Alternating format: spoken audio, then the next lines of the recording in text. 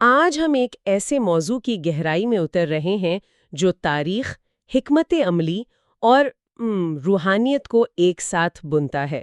ہم یہ سمجھنے کی کوشش کریں گے کہ مدینہ منورہ کا اسلام کا پہلا مرکز بننا صرف ایک تاریخی واقعہ نہیں تھا، بلکہ اس کے پیچھے جغرافیہ، سیاست اور ایک بہت گہری منصوبہ بندی کا ہاتھ تھا۔ بالکل، اور آج کی ہماری جو گفتگو ہے اس کا محور prophetic strategy, geography, destiny and the rise of Medina نامی کتاب کے کچھ اہم نکات ہیں۔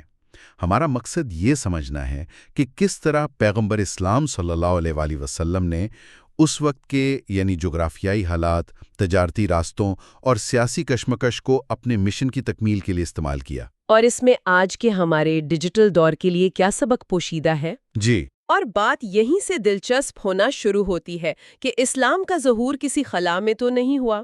یہ ایک ایسی دنیا میں ہوا جو پہلے ہی دو بڑی سپر پاورز بائزنٹینی روم اور ساسانی فارس کی کشمکش کا شکار تھیں۔ تو آئیے اس منظر نامے کو ذرا کھولتے ہیں۔ 7ویں صدی میں جب یہ سب ہو رہا تھا تو دنیا کیسی تھی اور اس میں جزیرہ نما عرب کہاں کھڑا تھا؟ یہ ایک بہترین نقطہ آغاز ہے۔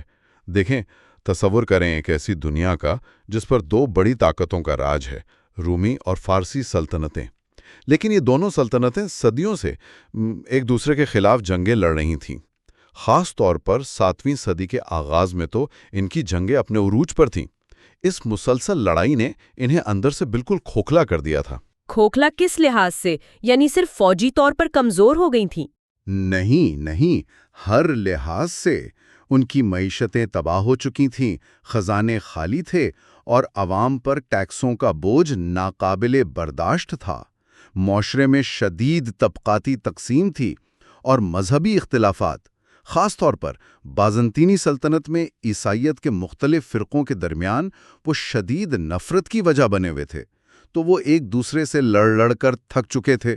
اچھا، اور اس بڑی عالمی بساط پر حجاز کا علاقہ یعنی مکہ، مدینہ، طائف، یہ سب کہاں تھے؟ ان کی کوئی اہمیت تھی؟ یہ علاقے ٹیکنیکلی طور پر تو ان دونوں سلطنتوں کے کنٹرول سے باہر تھے، لیکن جغرافیائی طور پر یہ دنیا کے چوراہے پر واقع تھے۔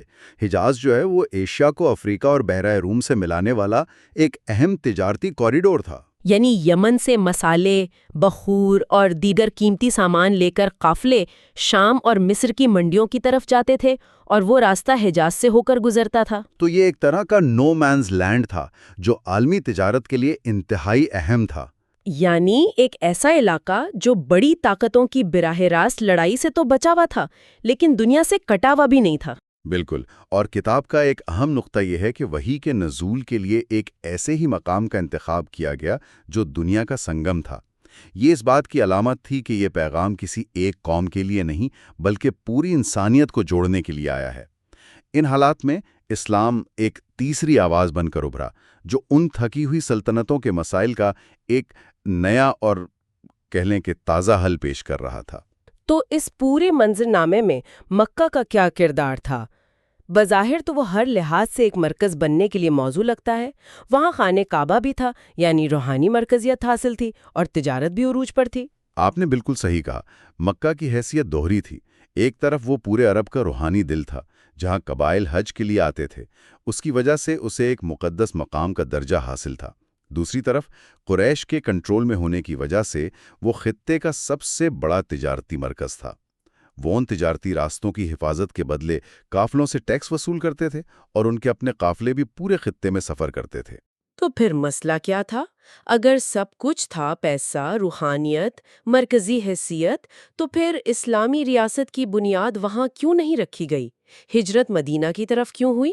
یہی اس کہانی کا سب سے اہم سبق ہے۔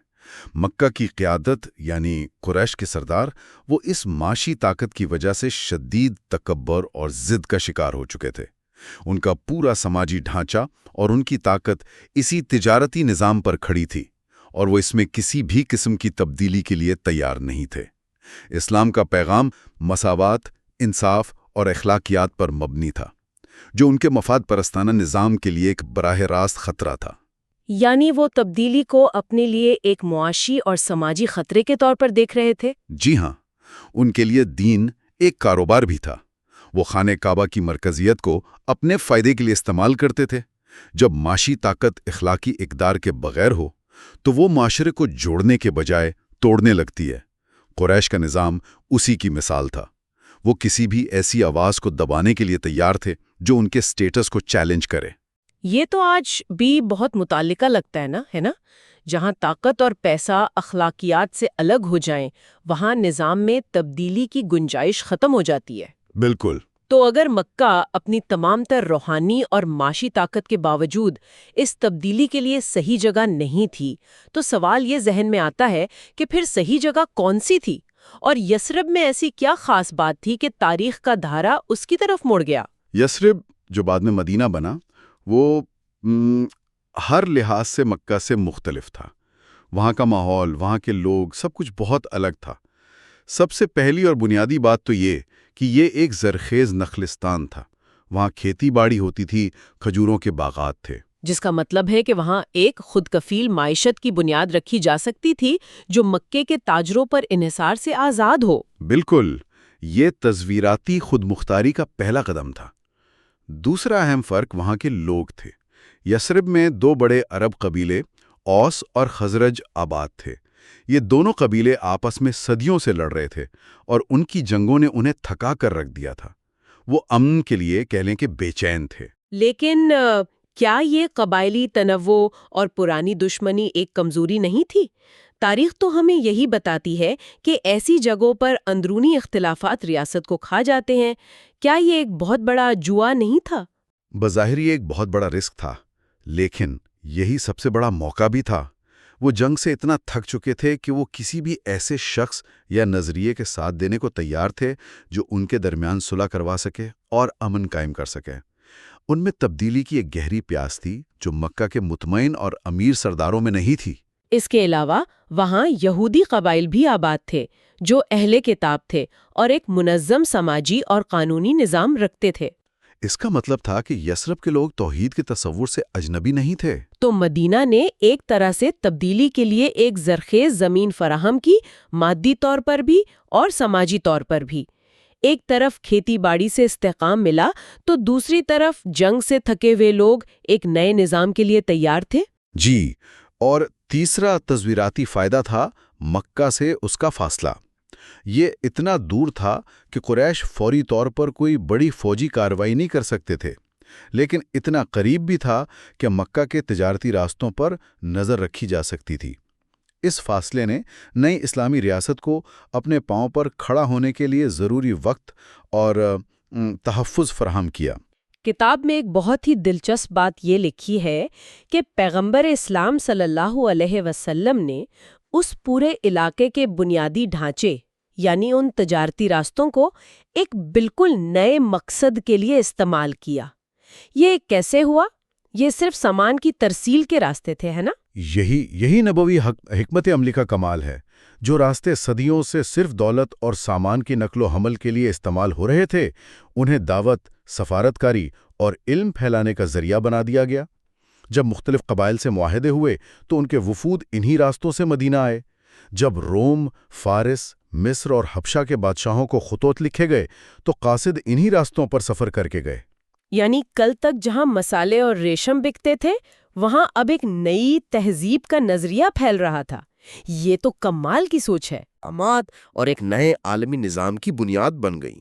ان راستوں پر چلنے والے صرف تاجر نہیں تھے، بلکہ مبلغ، سفیر اور معلم بھی تھے۔ اگر ہم اس کا موازنہ آج کے دور سے کریں تو آج کی ایسی شاہراہیں کیا ہوں گی؟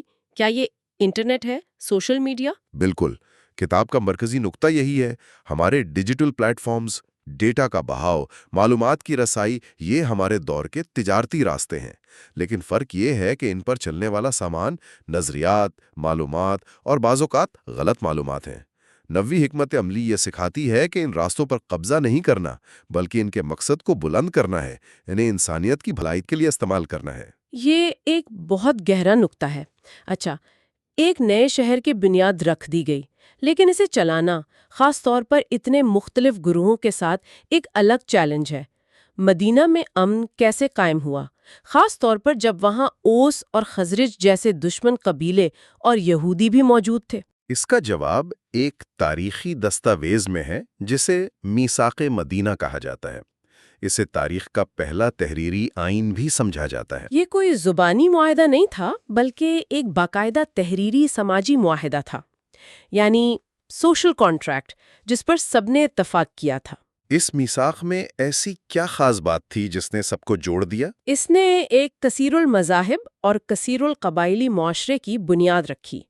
اس کی ایک شک یہ تھی کہ اگر مدینہ پر کوئی بیرونی حملہ ہوتا ہے تو تمام گروہ، مسلمان ہوں یا یہودی، مل کر اس کا دفاع کریں گے۔ اچھا، ہاں، لیکن جنگ کے اخراجات ہر گروہ خود اٹھائے گا۔ یہ انصاف اور خود مختاری کا ایک بہترین توازن تھا۔ ہر گروہ کو اپنے مذہب پر عمل کرنے اور اپنے اندرونی معاملات اپنے قوانین کے مطابق چلانے کی مکمل آزادی دی گئی۔ یعنی یہ کوئی زبردستی کا اتحاد نہیں تھا، بلکہ مشترکہ مفادات اور باہمی احترام پر مبنی ایک معاہدہ تھا۔ بالکل، اس میں قیادت کا یہ اصول واضح ہوتا ہے کہ پائیدار امن صرف انصاف کی بنیاد پر قائم ہو سکتا ہے، طاقت کے زور پر نہیں۔